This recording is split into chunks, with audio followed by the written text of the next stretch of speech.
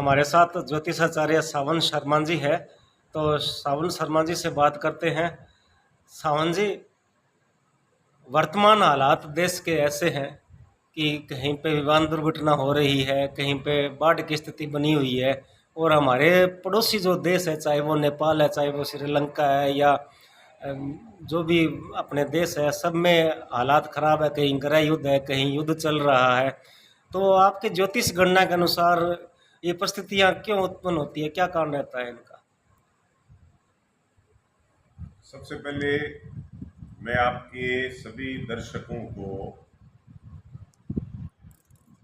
नमस्कार करता हूं। देखिए, ज्योतिष के अंदर कुछ इस प्रकार की ग्रह स्थितियां बनती है, कुछ महादशाएं, कुछ शनि से, राहु से, केतु से,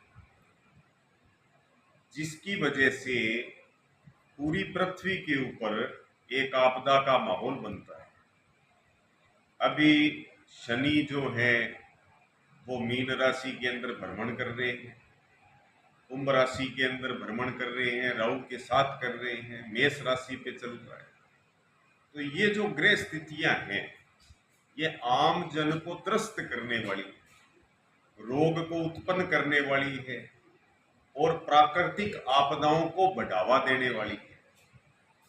अगर हम इन ग्रह स्थितियों को देखें तो 2020 से लेकर के और 2035 तक का जो इस भूमंडल का जो हिसाब किताब है वो काफी कष्टप्रद है। इसमें बड़े भूकंपों का आना, बड़ी जनहानि होना, अभी जैसे पंजाब के अंदर बाढ़ आई, उससे बहुत बड़ी तादाद पे फसलों का नुकसान हुआ। और हम आए दिन आतंकवाद की घटनाएं, नेपाल में अभी जो उपद्रव हुआ, ये सारा का सारा इन क्रूर ग्रह स्थिति और इन योगों के कारण ये हो रहा है। आम आदमी इस परिस्थितियों में मानसिक पीड़ा से गुजर रहा है। तो आम आदमी ज्योतिष के अनुसार क्या उपाय करे कि उनकी जिंदगी में कष्ट कम हो जाए और जीवन आसानी से चल सके? बिल्कुल नरेश जी, आपकी बात बिल्कुल सही है। श्रीमद् भागवत और रामचरितमानस ये मानव को समर्पित एक प्रकृति का बहुत बड़ा उपहार है। अगर प्रत्येक व्यक्ति श्री विष्णु सहस्त्र नाम का पाठ करे और रामचरितमानस के हिसाब से श्री हनुमान चालीसा का पाठ करे, तो आदमी इस घोर गलत समय के अंदर अपना जीवन बड़ी शांति से पास कर सकता है। अब ज्योतिष के बारे में कुछ लोग आकलन करते हैं, जैसे वैज्ञानिक कहते हैं कि ज्योतिष विद्या नहीं है, ये एक ढोंग है, और ज्योतिष कहते हैं कि ये एक प्राचीन विद्या है। तो इसके बारे में आपका क्या कहना है? देखिए, महाभारत जैसे महाकाव्य में ज्योतिष का वर्णन है, श्रीमद् भगवत गीता में वर्णन है, सारे वेदों में वर्णन है। हर जगह जितने भी प्राचीन ग्रंथ हैं उन सब में ज्योतिष का बड़ा महत्व है। और ज्योतिष एक विज्ञान है, इसमें खगोल भूगोल की जानकारियां हैं। ज्योतिष सारा एक शुद्ध गणित है, जिसमें हम ग्रहों की गणना करके और ये निष्कर्ष पे पहुंचते हैं कि इनका पूर्व का जीवन कैसा रहा होगा और भविष्य का जीवन कैसा रहेगा। और लगभग 100% ज्योतिष किसी भी बात के लिए सटीक जो है वो उतर रहा है। अगर ये झूठ होता, अगर केवल एक पाखंड होता, तो इतने लंबे समय तक टिकता नहीं।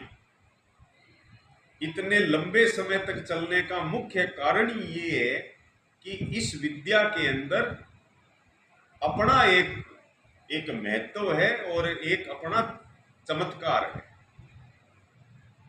युवा हमारे जो क्षेत्र में बैठे हैं अपने, इस क्षेत्र में अपने युवाओं में एक समस्या सबसे बड़ी आ रही है, जैसे नशे की समस्या आ रही है। तो आप युवा ज्योतिषाचार्य होने के नाते युवाओं को क्या संदेश देना चाहेंगे? बिल्कुल सही बात है नरेश जी। रात दिन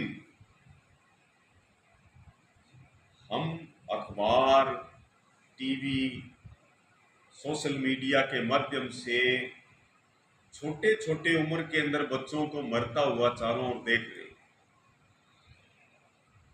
बहुत ही दुखद है। मैं कहता हूं कि पुलिस प्रशासन को और समाज को मिलके इसके ऊपर काम करना चाहिए।